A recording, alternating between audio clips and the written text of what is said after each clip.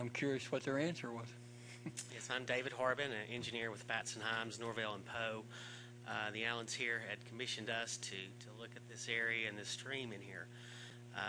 Basically what we have here is a studied stream. We have a stream study that was undertaken by Knox County, City of Knoxville, and the town of Farragut that studied all the major streams in our community here.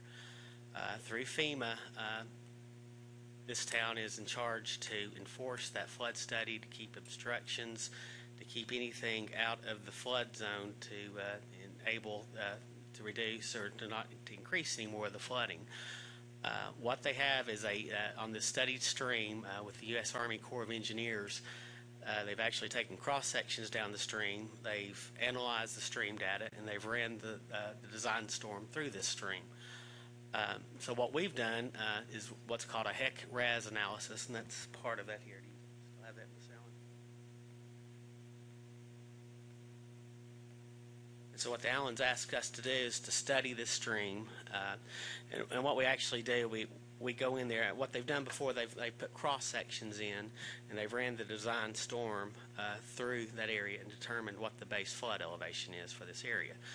So what we've done, we've looked at what Mr. Allen wanted to do in the area and added that, but we've also mitigated by taking area out in another part of the stream. And through this report, and we can get into it, and Daryl Smith will have to review this as well as town engineer, but we're able to mitigate. We're filling in one part of the floodway, but we're giving back in another part.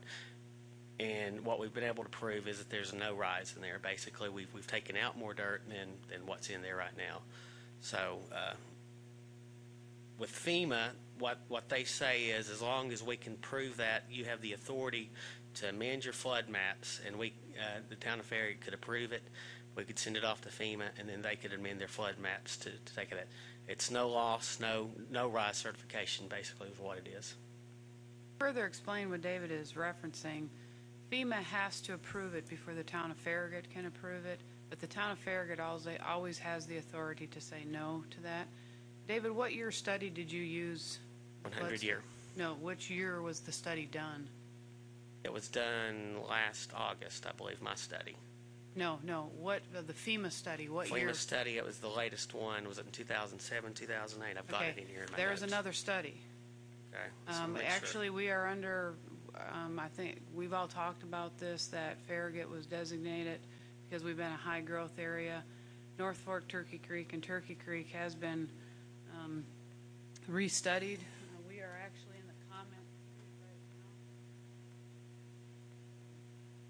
right now. And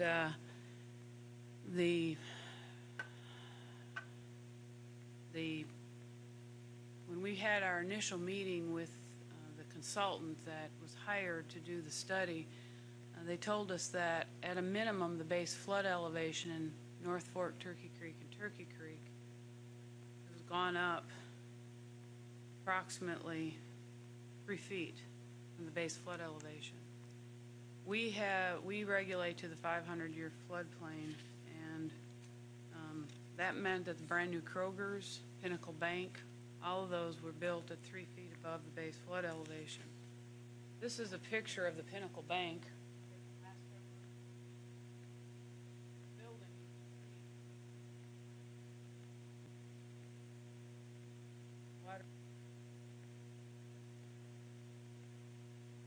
That is 3 feet above the base flood elevation. The study, this is really close to that same area.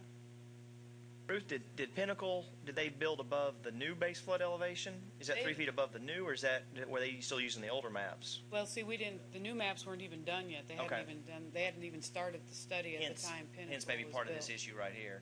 Right, but what it shows is that there was some questions when the study first came out. It did not study all the streams, Farragut, Knoxville, Knox County. They only picked designated streams of high growth areas, and they've restudied those streams. It just so happened in Farragut, our streams that were restudied were Turkey Creek and North Fork Turkey Creek. The city of Knoxville had some concerns about the way that the study was done, the flood study was done. As Daryl will tell all of you, when you're dealing with drainage calculations, figures don't lie, but figures don't lie, but liars figure. Is that you can always manipulate it so that it can tell you what you want it to tell you. And the city of Knoxville was concerned that the equation, the study, the modeling that they used was too restrictive, that it was creating higher levels of flood than really what was there. And then about 2 weeks after we had that meeting, we had this storm, and North Knoxville and us and everybody else kind of had a lot of flooding. And when we had seen that map, we were all like, oh, there's no way, the Pinnacle Bank's 3 feet above and everything else. And it was like, after seeing this, it was like, we kind of guessed that their modeling was accurate, and that's why they have adopted the new modeling. Daryl can go into greater details with regards to the modeling, but according to the cross sections on this property, the flood elevation is 4 feet higher. So that would significantly affect the study. That's why I was asking you what FEMA data you were using, because you have to use the best available information. Even though this hasn't been adopted yet, it is the best available information that's out there. When did the town of Farragut commission this new study? We didn't commission it, FEMA did. Okay, when?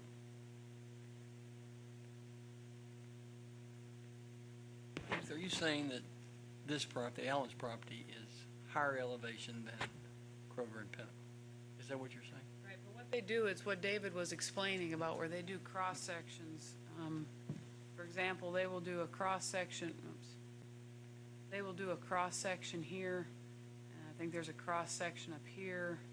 They do cross sections all the way up, and they calculate what that stream elevation will be at these cross sections, and then they give you a flood study, and then you will interpolate from this point to this point. So for example, let's say up here, if I'm going to build a building right here, you interpolate what this elevation is that this building has to be elevated at, because you're not at this cross section and you're not at this cross section, but you're pretty close to this cross section. And it's that cross section that determines the base flood elevation, and our requirements are more restrictive because we have always regulated to the 500-year. We used to say 1 foot above the 500-year. Now, because of the way they do the studies, you say 3 feet above the 100-year, which is comparable. And so you would calculate accordingly with that. So the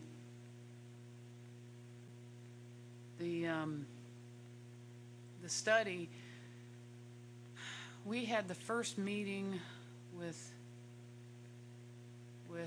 them in December of '09, because we had the meeting with the city of Knoxville and Knox County like the 1st of February in 2010. No, it would have been December of 2010, because we had the first meeting in last February, and it was like 2 weeks after that we had this storm.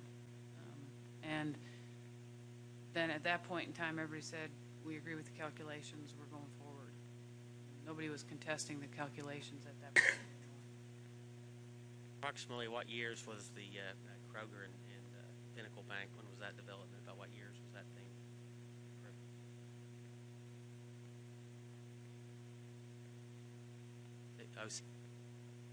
That predated even that we went back to the '83.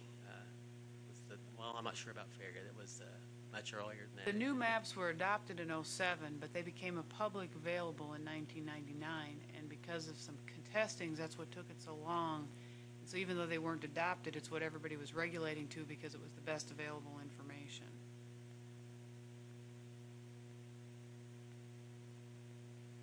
Well, I really don't have any objections to you build anything. I just don't want it to be in the middle of a stream, I guess, or a flood. That's what concerns me in my questions. I mean, we're talking about I guess the rezoning, but they're actually getting into the design details and what have you. There's all other kinds of ramifications that come with that. It's not just the flood study. You started talking about fill for elevation. You started about channelization. You talk about the narrow property with retaining walls. So you got to think in terms of an integrated system between that and the property downstream, and also what's happening, what you're going to have to do to configure that site. can be, you know, the difference between, you know, something that is a meandering stream that accommodates some development versus something that's fully a concrete channel with ramifications downstream that does not have a way to, you know, go and, say, elevate a building downstream. So there are a lot of things that are integrated with a kind of a network system of this, other than just one parcel and ramifications that go beyond that. They have to get, you know, the details of the designs. Just think in terms there's a broader perspective than just the flood level. From the staff perspective, we are taking the same position we did back in May of 2010, in that moving the floodplain and the stream and everything contradicts our current land use plan. Our current land use plan actually more or less calls for capitalizing on this as an amenity, and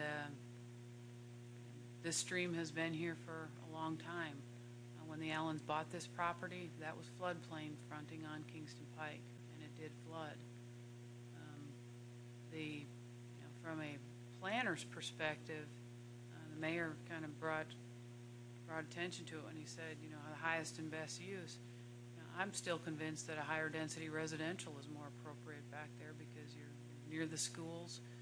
You have the great amenity of the creek. But, you know, it is zoned office. The question that's before you tonight is just whether the property should be rezoned. That is the area that is zoned C1, not the area that's zoned OSP. Whether it should be zoned from office to commercial. I agree with the mayor with regards to waiting until the land use plan is complete before something major like this is acted upon. But with regards to the floodplain, kind of goes back to, I know you've all heard me say it, just because you can doesn't mean you should. I don't think it sets a wise precedent for the town. So I just want to make a few things clear. We're not moving the stream and we're not putting any concrete channels in. So maybe if I can just explain a little bit about what our vision for the property is and why we want to do that, there'll be a more accurate understanding of what we're doing. If you look right here, this is just a small portion of the 16 acres, as you can see from the map you have there. This is the east side and this is the west side of the property. And this line that I've put through here is just to highlight the center of the stream. So here's the stream. What we want to do and what we think will make the property more attractive for end users and attract higher end users to the property is to fill. And this portion right here is the portion that's in the floodplain. Floodway, I'm sorry. The portion that's in the floodway. And so and it's 48 feet from the bank of the stream. So what you do under the FEMA regulations, and, you know, I wouldn't agree with the comment that Ms. Hawk made about liars and figures, because basically you use a software program that's required by the government and you input and it gives you an answer. So there's no manipulation of those things. And what we found is that if we take this property that's over here on the west side, which is on the other side of the bank of the stream, and take that down to the stream bank level. Oh, sorry. Let me see if I can go back. This is the flood. This is the portion. If there's any way, could you please speak in the microphone? Turn it around.